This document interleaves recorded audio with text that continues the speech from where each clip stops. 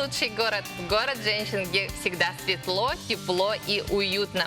В ближайший час с вами будем мы, команда Пятницы. И сегодня мы будем путешествовать и покорять страны вместе с красным чемоданом, также фантазировать и рукодельничать вместе с фабрикой идей. Что же будет, девочки, расскажите. В своей рубрике я вам покажу идею, как сделать органайзер для разных мелочей. А в рубрике «Красный чемодан» мы будем покорять одну страну, нашу необъятную родину. Я расскажу, как интересно путешествовать без загранпаспорта. Здорово. Так что будьте с нами. Всем доброго дня, и мы начинаем. И далее сразу же наша любимая рубрика с Юлианой Ким «Фабрика идей».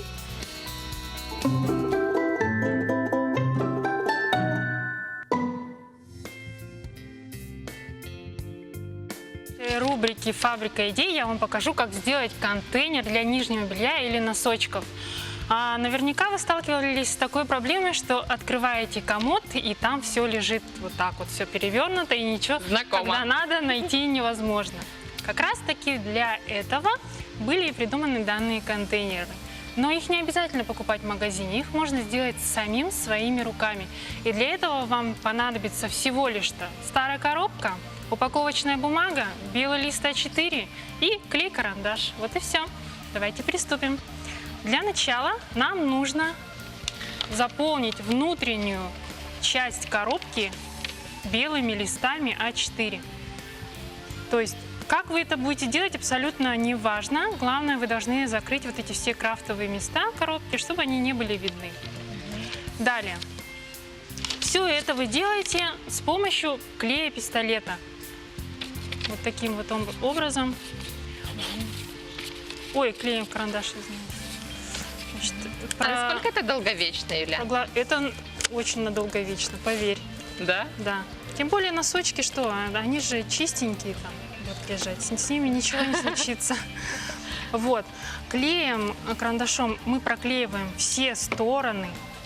Я вам сейчас покажу, вот, как сделать так, чтобы угол закрыть. То есть мы вырезаем маленький кусочек, и здесь делаем надрез ножницами, поворачиваем, и вот так у нас получается уголок. И также донышко мы вырезаем тоже А4, нужного нам размера, и закрываем наше донышко полностью. Все это заклеиваем. Это обычная канцелярская бумага? Да. Далее мы берем упаковочную бумагу, но также вы можете взять и клейкую бумагу, которая для мебели продается же, да? И можете вместо клея карандаша использовать двухсторонний скотч. То есть мы вырезаем вот такую тоненькую полосочку упаковочной бумаги, больше и не надо. Рассчитываем таким образом, чтобы изгиб с этой стороны внутренней и с наружной стороны на донышко уходил. Далее наносим наш клей. Кстати, вот клея очень много уходит. Запаситесь побольше клеем. Вот мы видим, ты запаслась. Да. У тебя карандашей специально сегодня много. Просила мужа купить побольше. А интересно, вот если тканью обернуть коробочку? Конечно. Почему нет? Можно тканью. Ну, я так показываю такой более экономичный, да, вариант. Вот так вот мы все приклеиваем. Вот Со всех сторон мы приклеиваем. И следующую ступень хотела бы обязательно показать. Мы делаем внутреннее наполнение. Значит, из той же коробочки вырезаем вот такую полоску картона, да, чтобы она у нас вот так поместилась в будущем сюда. 2 делаем длинных и 3 коротких полоски. Далее мы заклеиваем, сначала наши кончики заклеиваем, а потом уже серединку. Ну, тоже делаем все то же самое, то есть полностью у нас все детали должны быть проклеены бумагой. Это вот как бы обязательное такое, да? А для чего? Что это для дает? эстетичности, наверное, скорее всего. Наверное, некрасиво будет, когда будет торчать картонка, да? Далее мы это берем, классно, да. Если оборачиваем. задумка не такая, да? Да. И оборачиваем все это сверху, клеим серединку. Серединку все это приклеиваем вот так вот. Вот так вот все. Видите, она у нас полосочка теперь стала беленькая-беленькая. И теперь по размеру нашей коробки мы ориентируемся, ну, как мы хотим сделать, допустим, квадратики. Я сделала 8 на 8, но кто-то может и побольше, да, звеньев добавить. Зависит от количества да. носочков, да? При помощи Наличия. линеечки Да. делайте вот эти вот все надрезы. Сейчас покажу. Вот. Мгм. Я вот провела линию, и сейчас я отрезаю в нужном месте, но не до конца. Это нужно для того, чтобы одна стенка вделась в другую. То есть мы делаем ее такую широкую. Вот таким вот образом. Лишнее потом вот так отрезаем. И с другой стороны то же самое. Так. И затем, как сказать, как головоломка, да? Друг друга все это вдеваем и собираем в наш контейнер. То есть будет выглядеть это вот таким образом. Вот так. Вот. Как детский конструктор, я бы сказала. Вот-вот, тоже та же это- самая мысль пришла. Потом все это помещаем аккуратненько. У меня сейчас не все детали еще приклеены. В течение передачи буду все это приклеивать. Вот так все должно выглядеть. Вот. Ну, супер. А конечный результат мы увидим, Да. как всегда, В конце в передачи. конце передачи. А мы продолжаем наш эфир, и мы продолжаем искать подход к нашим детям. И именно поэтому мы пригласили нашу гостью Лора Слепцова, психолог, руководитель первой в республике Международной школы развития эмоционального интеллекта «Эй, дети». Так что, мамы, папы, Добрый день. внимание! Здравствуйте, Лора Дидимовна. Вот хотим поднять такой вопрос, когда дети достигают подросткового возраста, зачастую мамы, папы теряются. Вот как с ним общаться в это время?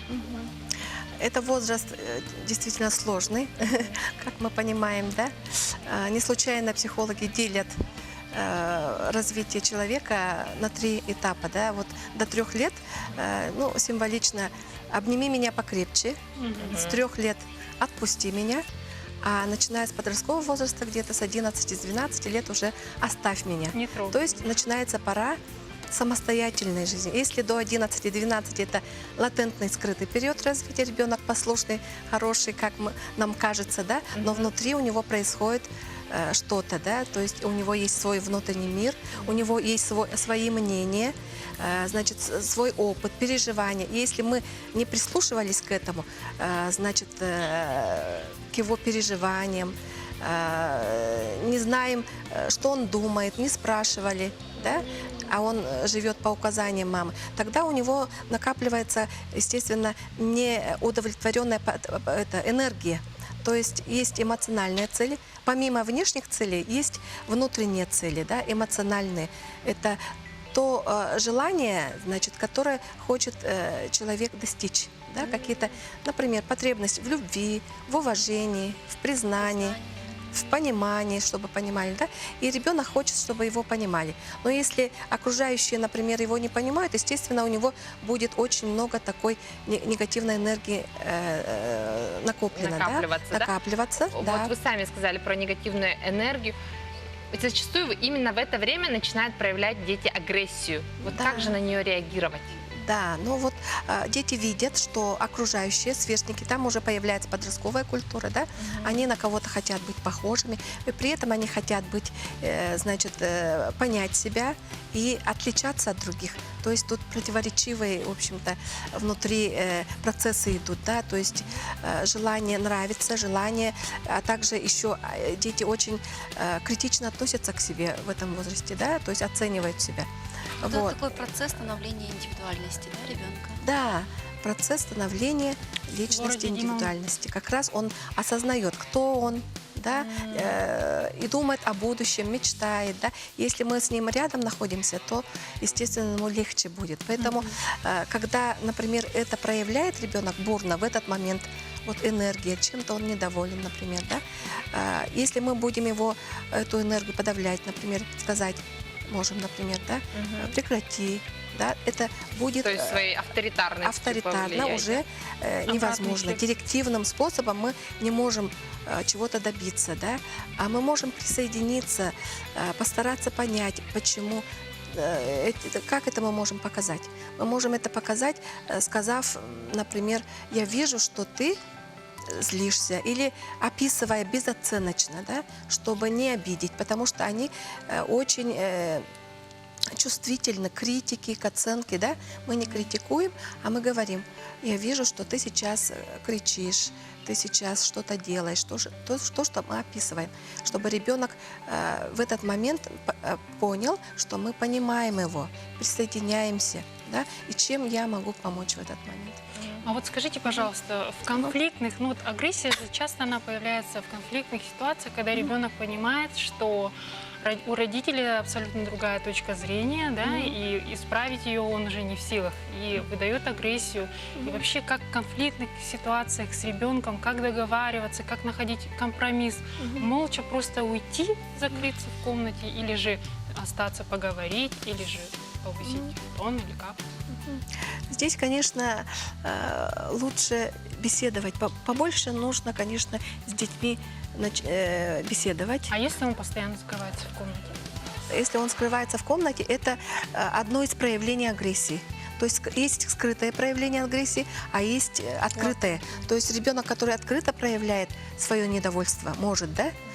Или ребенок скрыто проявляет, то есть он скрыто саботирует, не подчиняется. Да? Агрессия – это желание подчинить, то есть слушают его или нет, это энергия. Но при этом ребенок не может не совладать своей эмоцией. Да? Вот как же вот эту агрессивную энергию направить в правильное русло? Это можно направить тогда, когда ребенок чувствует, что мы его понимаем. Да? При этом мы его выслушиваем, например, да? Есть, когда ребенок успокоится, да? В спокойном состоянии мы можем поговорить, проанализировать, что его разозлило, переждать. Как-то переубедить возможно ребенка, если он решил уже, что он, допустим, что-то делать будет, куда-то идти стоит будет ли или не будет, хочет, не хочет. Да. Вот убеждать – это все-таки немножко насилие, да? То есть как мы хотим убедить его в чем-то. В свою сторону, да? Чтобы... Да, ну это мы можем… Да, навязывание как-то. Но это мы можем… Он может согласиться тогда, когда мы с ним это обсуждаем, анализируем, и он сам приходит к этому мнению. То есть, задавая вопросы, мы можем это обсудить, не навязывая сразу готовых ответов. Вот что не нравится подростку? Подростку не нравится то, что мы говорим уже готовый ответ. А он этого не знает, он сам не прошел, да? А мы хотим это, значит, уберечь от ошибок и говорим, что вот здесь, иди по этой дороге, здесь правильно. Значит, да, то есть пытаемся подстелить помягче, да? Да, но он может не поверить. Ему хочется самому это испытать, а может быть, у него и получится. А вот родители в этом возрасте, как правило, уже не авторитет, ни мама, ни папа, да? Да. В каком всегда возрасте друзья, все-таки приходит понимание того, что родители – это самое главное в жизни? После 30. На самом деле, свои дети, что ли? На самом деле, для любого человека родители всегда на первом месте. И, может быть, он это не проявляет, но в душе… же друзья же на первом месте. Ну да, в подростковом возрасте он больше общается с друзьями, поскольку он познает себя. В этом процессе он познает себя лучше. Для него не нужны родители, авторитет. Он сам ищет свое дело, что для него подходит, стиль поведения, и может выбирать этот стиль поведения, общаясь с разными людьми, а родителям это может не нравиться, например, да?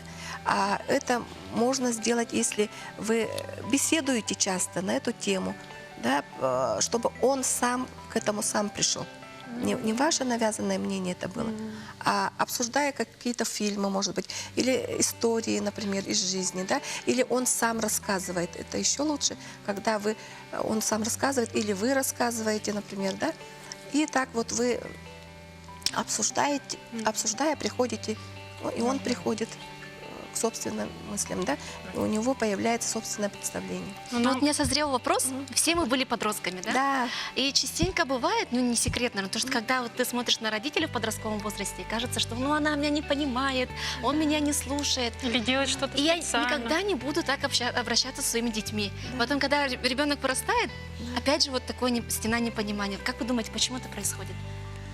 Да, это происходит. это внутреннее восприятие, да, себя, внутренняя оценка получается, да. Но мы всегда копируем. То есть у нас есть опыт, прожитый с родителями. Мы зачастую уже воспитываем точно так же, как нас воспитывали. Хотя, возможно, в юности, в молодости мы были... Пытаемся например, отрицать, да? Да, отрицать, найти свой собственный путь, да. Но, скорее всего, привычки, опыт, вот этот прожитый, он дает больше, Возможно, наверное, даже да. отсутствие каких-то знаний, может быть, да, чтобы информация была доступна такая для родителей. Ну да, вот сейчас, мне кажется, информации очень много.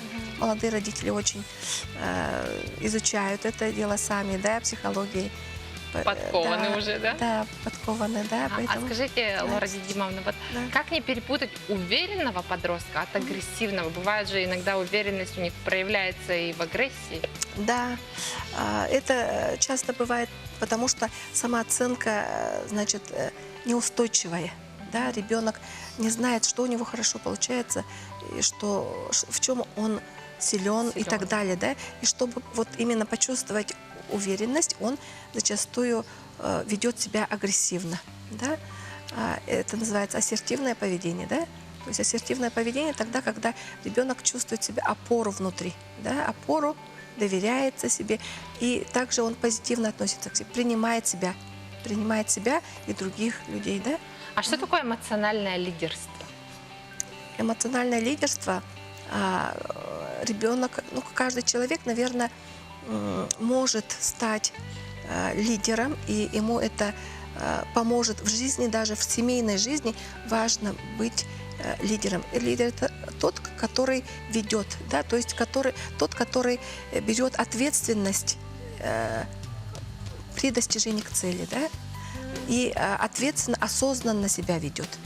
И поэтому в первую очередь это осознанное поведение. Осознает свои цели, значит, что для него важно, значит, осознает последствия своих действий, да, уже на несколько шагов вперед обдумывает. Прежде чем импульсивно что-то сделать, он продумывает и понимает, какая у меня сейчас эмоция, что сейчас происходит вокруг, где я нахожусь, соответствует ли моя эмоция той цели, которой я сейчас хочу добиться сейчас, да, Мне кажется, поэтому... это очень взрослые мысли вы озвучили только что. Да-да-да. Мне кажется, подросток как бы так не думает. Да, но если мы начнем обучать детей этому, как раз мы в школе, значит, этому обучаем и обращаем внимание не на внешние какие-то, да, если ребенок обращает внимание на внешнее, да, например, на форму, да, то есть как себя вести и так далее, на оценку или на результат, тогда он теряет связь с внутренним своим, да, и у него не будет уверенного поведения. И он то себя есть будет чувствовать неуверенно. Он должен И думать и говорить то, что он чувствует, да? Да. А не то, что от него хотят услышать родители. Да, он может говорить, например, соглашается с мамой, да? Мама права, и он соглашается, но при этом он не чувствует, что это идет из него, это его прожитое, да? Чувство, что он сам пришел к этому. Поэтому важно с ним постоянно разговаривать, чтобы вот он познавал себя, стал исследователем себя. Понятно. И по этому случаю расскажите, какие у вас летние интенсивы будут проходить? Да, у нас идут летние интенсивы. Это вот как раз по эмоциональному лидерству. Для подростков у нас он расширенный. Занятия по эмоциональному интеллекту плюс арт-терапия. Также мы, значит, продумали программу «Школа суперагента». То есть это дети проходят квест-игру, при этом они проходят определенные испытания, овладевая суперспособностями. Выполняют вот такими, задания. Это да. с какого возраста детей? Это с 10 до 14 лет. Ну вот как раз таки, да? Как раз, да, связано с приключениями, да, с поиском и так Здорово. далее. Так что там будет много достаточно интересных заданий с психологами. Такой почти летний лагерь, да? Да, почти летний лагерь с 9 до 2 часов на полдня. Скажите, вот возвращаясь к теме подростков, да, все мы, мамочки, хотим проводить досуг со своими детьми. А если вот старшие дети не хотят этого делать. Допустим, выезд на природу. У да? них другие планы. Да, у него другие планы. Да, Или даже выезд на море. да. Чаще всего так и бывает, что для них в приоритете их друзья. Мгм. Да? Для них радость доставляет общение с их друзьями. Мгм. Поэтому тут нужно, наверное... Пусть проводит время с Да, почему бы нет? семьей, Пусть он детьми. получает наслаждение, опыт, удовольствие. Это хорошо, а в общем-то больше находиться со своими детьми уже в младшем возрасте, когда они груднички до Успевать, 3 да? лет. Вот поэтому психологи говорят, обними меня покрепче. Вот именно телесное такое То есть прикосновение. надо это до должно 3 лет Да, прямо быть вот так, с ребенком. Ловить момент. ловить момент. Да. И хотела еще спросить, вот подростки, они вот с друзьями себя ведут совсем по-другому, чем Да. с родителями. С родителями они такие неразговорчивые, да, Да. все время Скромные. хмурые, да, чем-то заняты. Что А делал? когда вот Ничего, видишь, да? да, Как когда дела? видишь, как он Нормально? общается с друзьями, как ты со стороны наблюдаешь за ребенком, да, абсолютно другой ребенок, раскрывается, чувствует себя непосредственно. Да. Что вот на это влияет? Но это он примеряет разные роли. Да, понятно. разные роли. И это хорошо. Потому что если он там будет стесняться, то, естественно, вряд ли кто с ним будет дружить. Да? Дружить. То есть, но это же и хорошо, если он примеряет на себе разные роли. Да? Потому что ролей у нас много, значит, он приучается к гибкости, становится гибким. И в разных ситуациях он по-разному себя ведет. Да? Да. В школе он ученик, Да. для мамы он сын, Да. например, для папы тоже сын, да? Мгм. И поэтому разные роли. Спасибо. Ага. То есть главная мысль все-таки то, что нужно своевременно суметь найти в Да. себе силы, отпустить и оставить своего Наобниматься. ребенка. До 3 лет наобниматься вдоволь, да. Кстати, вот многие мамочки, наверное, подростков меня поддержат в этом плане, что, конечно же, Какие хочется... бонусы вот для родителей? Да, бывают? хочется вот тактильного, да, вот это вот, обнимашки, вот эти вот, а ребенок уже не хочет. Да, но это получается любовь какая? Любовь родительская, да? Я люблю его обнимать, целовать, это я для себя люблю. А если я люблю его, значит, я хочу, чтобы ему было хорошо. Значит, я его не буду обнимать и буду это спрашивать. И есть бонус для родителей. Значит, бонусы в летних интенсивах. А, Бонусы в летних интенсивах есть. Какие? Сейчас я сейчас скажу. Но вот я сейчас говорю, что что мы проявляем любовь по-разному, да? Бонусы будут, это закрытый марафон для родителей, кстати, да? Во время летнего интенсива в закрытом марафоне родители будут обучаться, получать задания ежедневно и прокачивать свой эмоциональный интеллект. То есть параллельно с Параллельно, ребенком, да, бесплатно, да. Мгм. А подготовка к школе у вас есть И сейчас? подготовка к школе, эмоциональная Психологически. подготовка к школе идет у нас. И юный повелитель эмоций тоже для дошкольников программа. С арт-терапией. То есть мы обучаем детей расслабляться, значит, понимать свои эмоции, также чувствовать свое тело и передавать эмоции через творчество. здорово. Спасибо большое, Лора Дидимовна. Мы желаем вам удачи и прекрасного лета вам. Спасибо. А мы продолжаем наш эфир. О подросших детях мы поговорили. Давайте перейдем к малышам и посмотрим одно небольшое видео.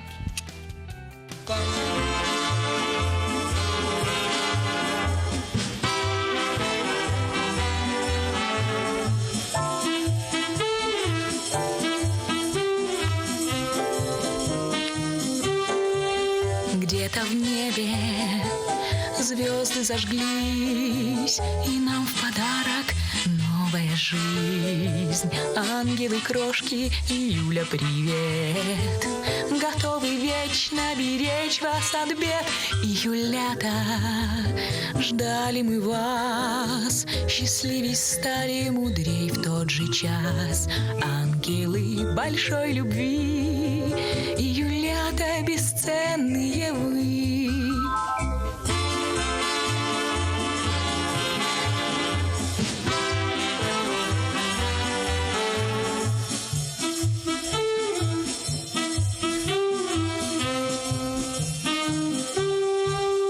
И теперь мы лишь о вас говорим, и в мамских чатах до ночи сидим.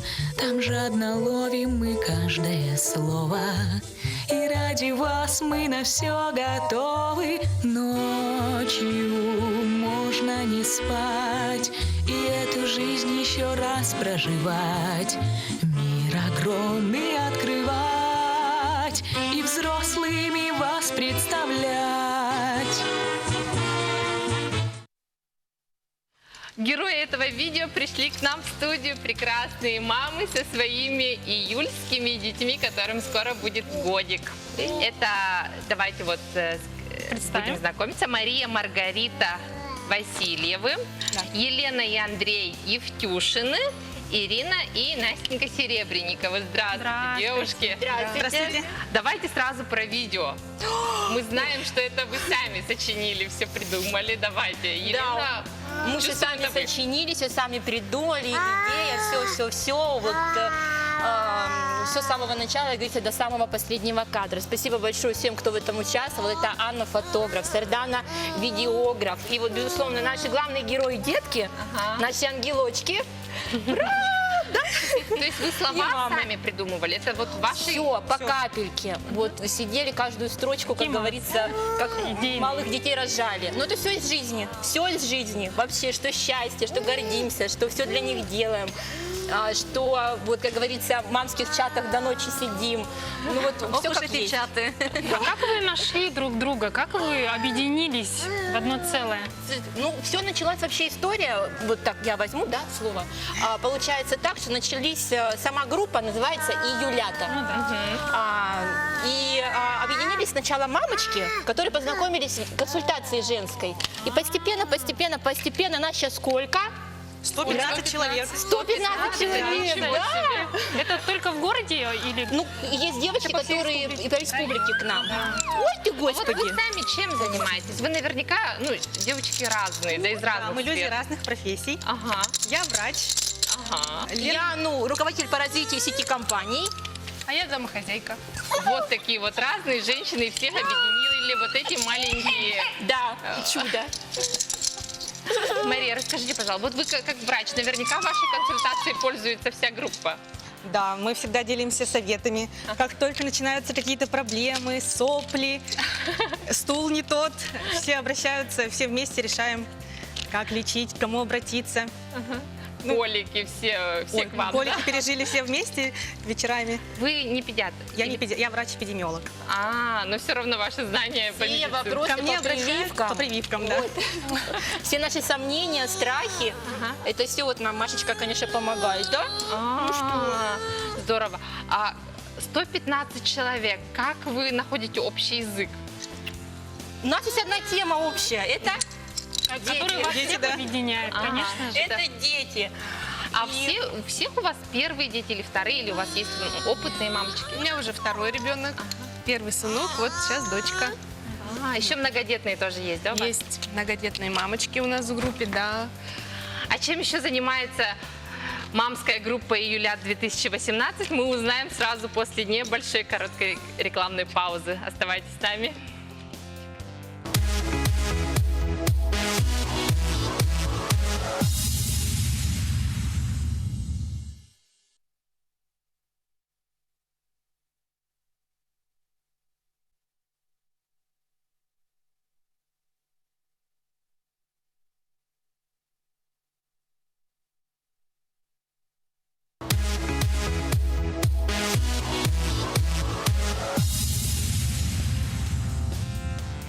Наша студия резко заполнилась детским лепетом, радостью, смехом, потому что к нам пришли мамочки из группы «Июлята 2018» со своими маленькими комочками счастья. Девочки, давайте продолжим. Да, как вы вот объединились совершенно разные девушки из разных профессий? У вас и многодетные мамы, и те, кто в самый первый раз стали мамой, да, узнали счастье Ну, материнства. это лучше расскажет Маша. Маша, как ты создала нашу группу? Потому что, получается, Вы создатель Мария, группы. она создала группу вторую. Ангелы Июлята. Ангелы Июлята. Мы сидели в общей группе, где состоит вот порядка 115 человек, Ага, и кинули клич: давайте сделаем фотосессию для детей. ага, И как-то нас особо так, отлипнулось человек 10, ага, ну и мы их объединили и сделали группу фотосессии Июлят. ага.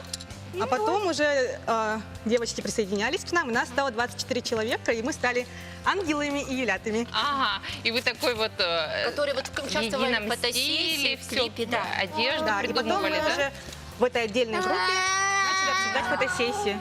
Вот вы же объединились уже во время беременности, да, получается? Нет, уже мы родившись. объединились, уже родили, деткам было полгодика. Ага. И вот возникла идея фотосессии на полгодика. Ага. То есть вот как-то вот все. Вот поэтому, чтобы просто, ну, мамочки поймут, не отвлекать Вот никого. мы видим как раз кадры из вашей Да, фотосессии. да, вот наши Все девочки. ангелы, мне кажется, там и мамы тоже. Это вот, Ангелы. да, наши ангелочки. Классно. Вот в едином А как стиле. вы продумываете все? Ведь очень сложно, бывает даже свою собственную семью поднять на такую фотосессию, бывает Да-да-да. сложно. Это называется «Мы на одной волне». Да, Вот так оказалось. Вот настолько подхватили идею. У нас вообще все идеи как-то так с девочками дружно поддерживаются, никто даже не спорит, Ира, да? да. Вместе все обсуждаем, все кидают свои предложения, какая одежда будет, что будет, как будет, и приходим к общему мнению, и потом начинаем готовиться. Сейчас мы вот готовимся к годику. Какую да. шалость вы задумали? А, у нас шалость такая же будет классная. У нас будет годик. Да, и мы уже готовимся ко второй Будете вместе фотосессии. отмечать? Уже Да, совсем скоро. потому что уже костюмы пришли, все пришло. Осталось дождаться солнышка. Ну и июля, соответственно. Июль и солнышко. Все, нам только они нужны в помощники. Все будет сделано. Такой И же будет песня концерт. будет? Песня, слова, музыка. Все. Мы, как говорится, держим лицо. Какие вы невероятные. Вы, по-моему, готовитесь быть членами родительского комитета. А наверняка будут одноклассники. Да-да-да. А как Катя у нас тоже состоит в мамской группе. Расскажи, пожалуйста, своему опыте. Да, мы познакомились опять же во время беременности, Ага. и как-то вот тоже инициативная группа девочек создала группу. Ага. Я такая, что я там одна буду ходить, присоединилась, и начался весь этот движ. То есть там встречи постоянно, там на консультациях мы тусовались вместе. Там. Ну и так вот довольно со многими девочками познакомилась, с детками тоже встречаемся, общаемся. Здорово. Классно, да. Разбавляет мамские будни, знаешь. Да, мамские будни, они же такие, вот 4 стены, твоя квартира, а тут вы все на одной теме, да? Как часто вы встречаетесь? Ну, мы вместе гуляем. Бывает, кто живет ближе к парку, они гуляют каждый день. Мы с мамочками можем без детей сходить попить кофе, покушать. Вы же подружились. Да, мы подружились. А вот с детьми мы, бывает, гуляем, блинчики кушать ходим. А как вы относитесь к грудному вскармливанию? Мы все Грудное скармливание. за. Да это бомба! Это решение всех проблем. Это вообще класс. Идеальное питание для ребенка и плюс Поддержка твоей мамы. да. Я скажу в поддержку, что это идеальный возраст, когда можно путешествовать с ребенком. Как говорится, сунул кормление, и все, и спокойно Не надо. все, ребенок и родитель. С собой И не нужно с собой бесконечное количество каш, Бутылочек. бутылочек с собой таскать, да? Да. А у кого-нибудь еще был опыт путешествия уже с Да. такими малышами? О, вы знаете, как сказал мой муж, нам ребенок так помог. Почему? Потому что у нас был вояж сначала на самолете, очень хороший. Андрюша, иди сюда, иди ко мне. Иди к красивой тете. Андрюша Потом у нас не был- хочет. Ну, а что? Так, Вот они дети. ездили, да? Да, потом у нас был большой вояж на авто. Мгм. Ну, все, по всей России мы объездили. Да, совершенно 3000 километров у нас получился километраж. Как Всё, выдержали? Ой, не так ребенок выдержал, потому что мы каждый день где-то останавливались, в какой-то гостинице ночевали. У меня ребенок каждое утро просыпался, видел совершенно иной интерьер с вопросом «мама, где я?». Но все, он в таком, мне кажется, восторге был от всего, да? Не Да, мы страшно сладкие. было? Страшно было оказаться в какой-то, ситуации, где бы не нашлось бы помощи, там, отсутствие аптек, больниц, что-то такое. А так нет, все хорошо. Ирина, расскажите, а вот грудное вскармливание все-таки подразумевает какое-то диетическое питание. Вы это придерживаетесь? Ну, конечно, правильное питание есть у нас. Поддерживаем его. Мгм.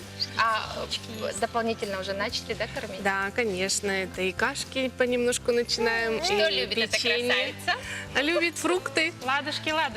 любит фрукты и печенье. Ой, все, покорила всех. Звезда.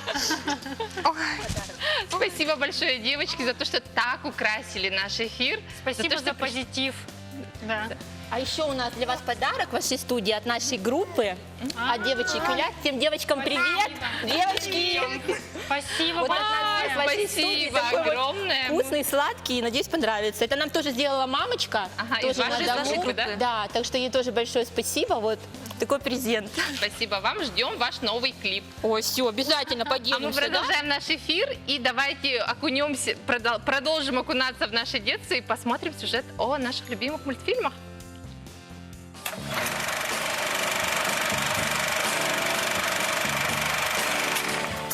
Что посмотреть на выходных вместе с детишками? Конечно же, старые добрые диснеевские мультфильмы.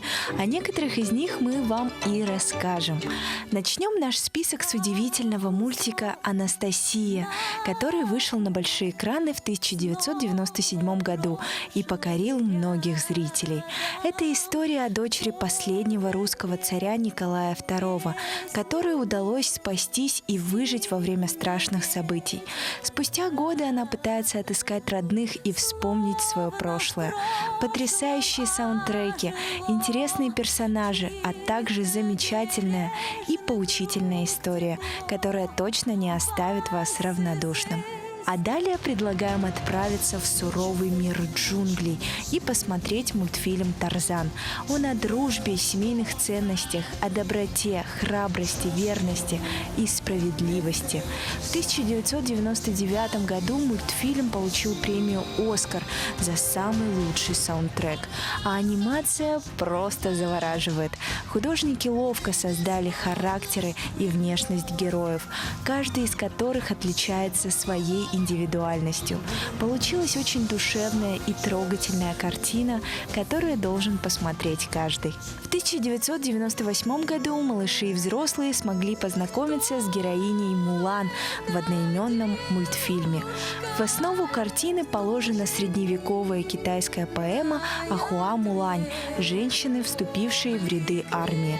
Создание мультика началось еще в 1994 году, после того, как съемочная группа направила художественных руководителей в Китай на целых 3 недели, чтобы сделать фотографии и зарисовки местных достопримечательностей для вдохновения и впитать местную культуру. Следующий мультфильм знаком многим, и это «Любимый Геркулес». Если вы его смотрели в детстве, то это отличный повод вновь окунуться в воспоминания. Красочный, насыщенный юмором мультфильм, который никак не может не понравиться вам и вашему ребенку. Действительно, это история на все времена, которая вряд ли когда-нибудь потеряет свою актуальность. И завершает наш список картина о прекрасной Покахонтас, вышедшая аж в 1995 году. Стоит отметить качество анимации. Какие яркие и одновременно теплые тона, какие красивые оттенки природы. Все продумано до мелочей. Великолепно передается ветер. Вы его не видите, но чувствуете вместе с персонажами. Природа здесь играет не самую последнюю роль, а даже является самостоятельным персонажем и вершит судьбы. Мультфильм полон драматичных и в то же время действительно смешных моментов, а также он учит ценить и уважать мир вокруг нас. На этом все. Приятного вам просмотра и отличных выходных!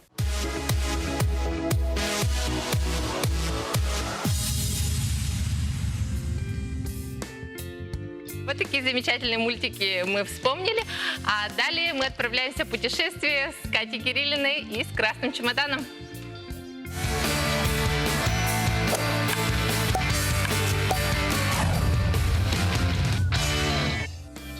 Привет, мои дорогие любители приключений.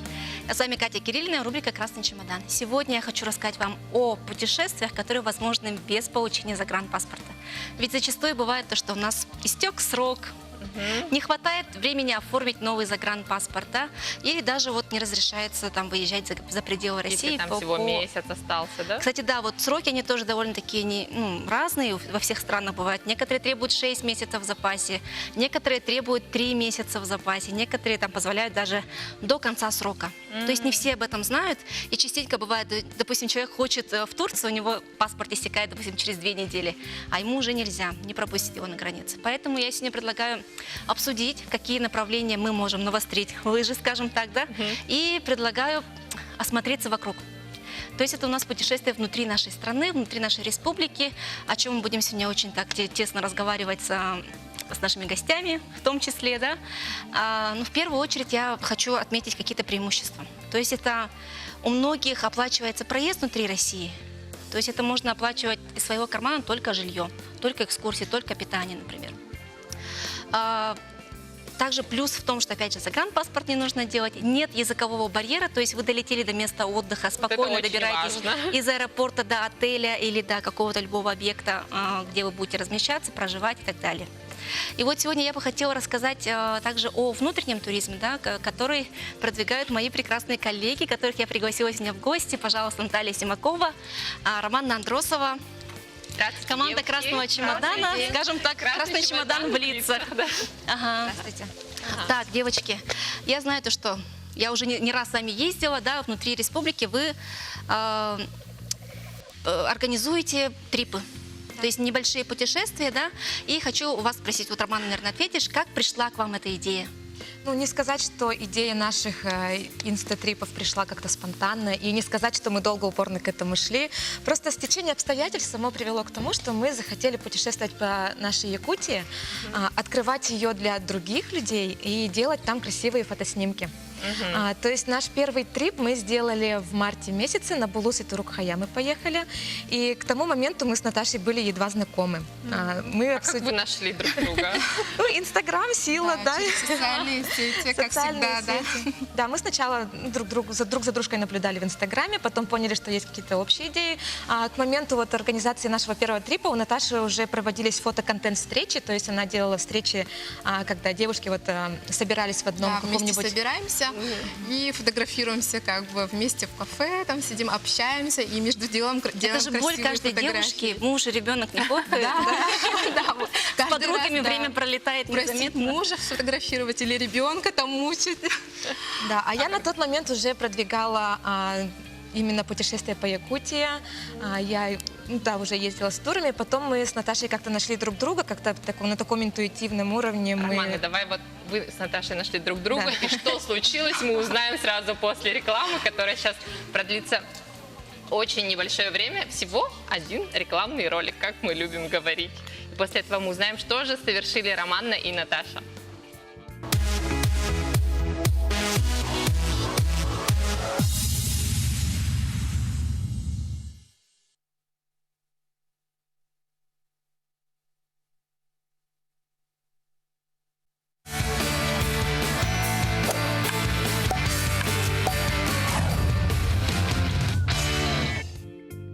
С вами «Город женщин», и сегодня у нас в гостях команда турагентства «Красный чемодан», Романна, Наталья. Мы с ними разговариваем о прекрасных трипах по нашей не менее прекрасной Якутии.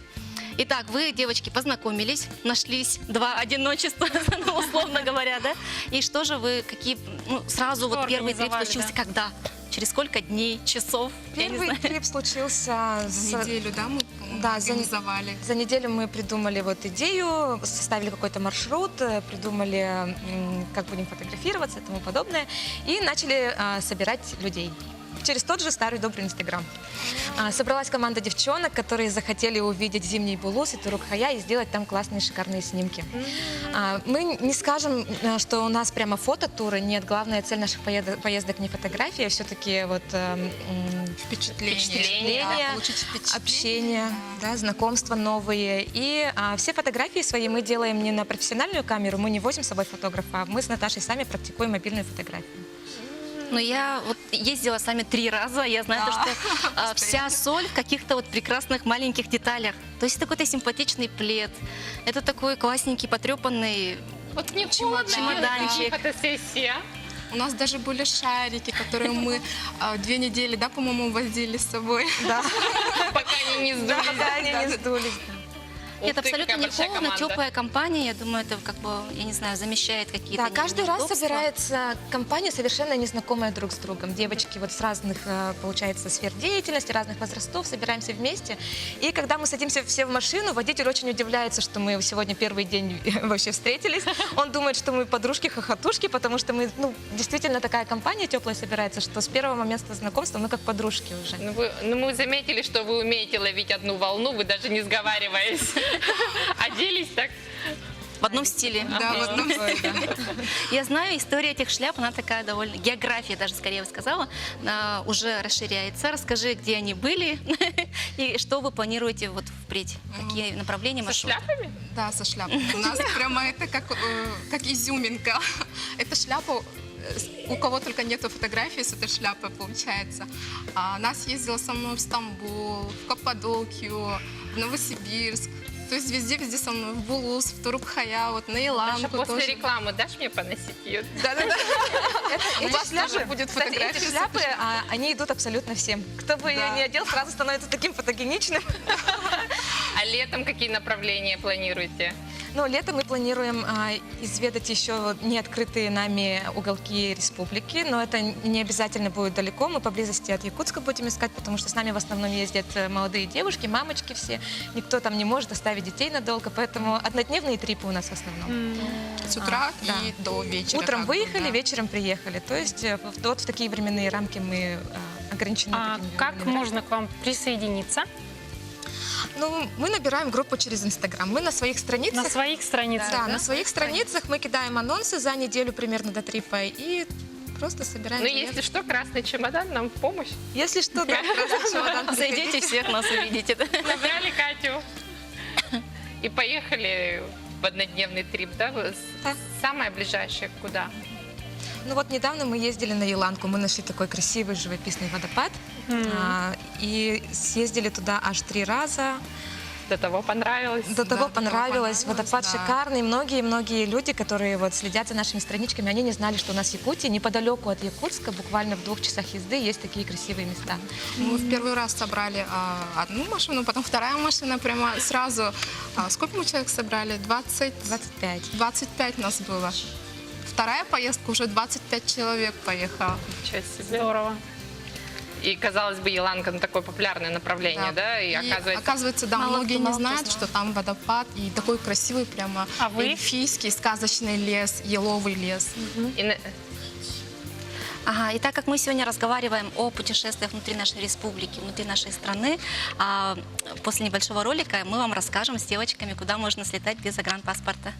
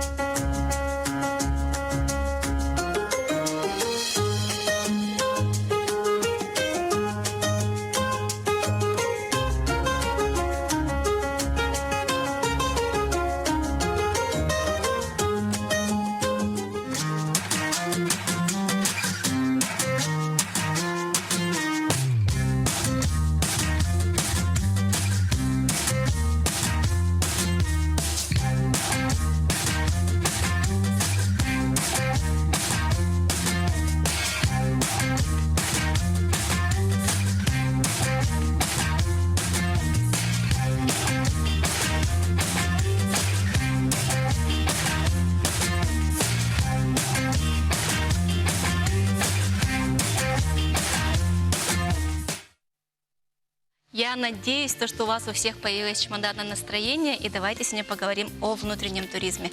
И сегодня я хочу рассказать о таких популярных направлениях, но с такой фишечкой, что обязательно нужно сделать в том или ином, допустим, городе, острове, в общем, районе. Давайте поговорим об этом. Итак, на первом месте у нас Санкт-Петербург. Естественно, там одна из таких популярных экскурсий – это разводные мосты.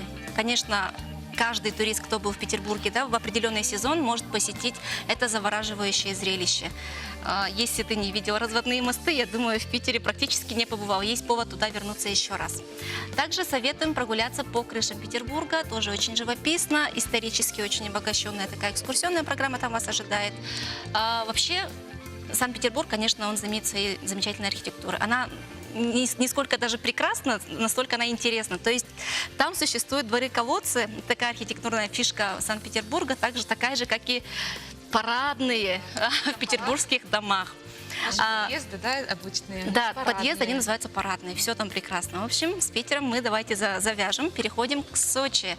Это курортная столица нашей страны, естественно, довольно известный курорт, но опять же я сегодня расскажу, как можно провести там очень интересное время. Во-первых, вообще ожидается, конечно же, морской пляжный отдых, да, но обязательно советую отправиться в горы.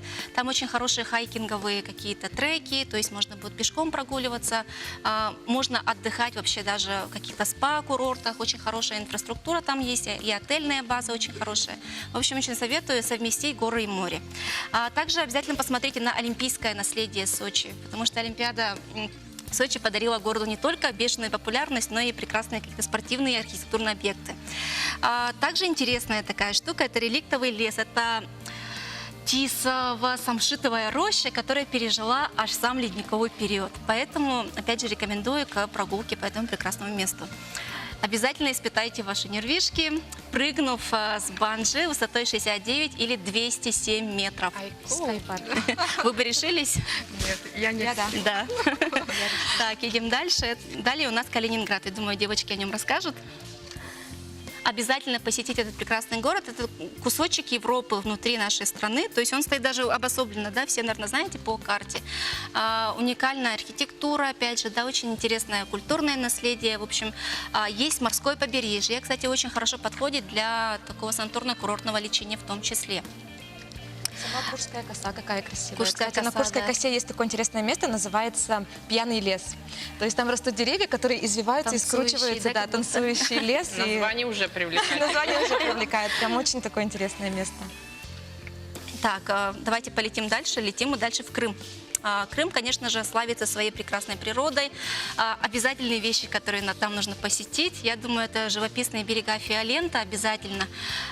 Также погулять, опять же, по трекинговым каким-то тропинкам на горах обязательно и попробовать местную клубнику. Как раз скоро ожидается ее сезон.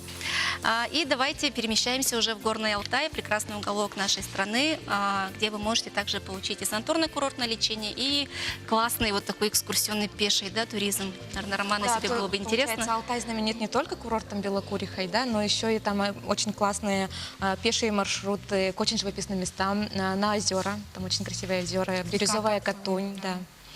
И Поедем также там вместе. есть очень красивое озеро, которое называется Лебединое озеро. Туда каждую весну и осень прилетают лебеди. Дикие лебеди. Дикие лебеди, да. Супер. Ага, девочки, спасибо большое, что поделились вашими знаниями, вашим опытом. Я надеюсь, что мы заразили вас этим настроением, да, путешествий внутри нашей страны. А далее мы смотрим, что же у нас получилось у прекрасной Юлианы.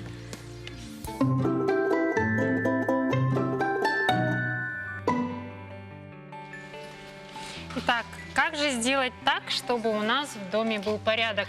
И не только в самом доме, но и внутри шкафов. Для этого я сделала такой контейнер. Для нижнего белья его можно использовать, для носочков. Я сделала такой себе, мужу, детям вот планирую сделать, для того, чтобы, когда ребенок открывал комод, допустим, у него на обозрении было видно все, что где лежит. Ну, носочки там и так далее, да? И так далее. Деликатно. Вот, и для этого мне понадобилась всего лишь обычная коробка. Вот это листы А4 я сделала, стенки обклеила, и также клей-карандаш, собственно, и все. Ну, упаковочная бумага. Посмотрите, как можно недорого и быстро своими руками сделать вот такую прекрасную Подарили вещь. вам подарок, вы развернули его, сохранили бумажку и сделали себе контейнер, да? Совершенно верно. И дома у вас уютно, Причем это чисто. не только экономично и как бы эстетично, да, еще и экологично. То есть там нет пластика, Да, совершенно она верно. перерабатывается полностью, мне кажется. Я думаю, что вот для таких малышей, которые к нам сегодня приходили, может там игрушки хранить, почему нет, погремушки. Кстати, да. Точно, вот такой, как развивашка такая можно, да, использовать. Или сортировать лего. Тоже классная идея. Они же постоянно разлетаются по всему дому. Да-да-да. Да, и путают. Да, В общем, для можно творчества. использовать для всего, чего только угодно. Ну, кроме продуктов, конечно. А их как лучше хранить? В шкафах или в комоде? Нет, комод вот. Отодвигаешь комод, Ага. и сразу тебе все видно. Где лежат носочки красные, зеленые, белые там и так далее.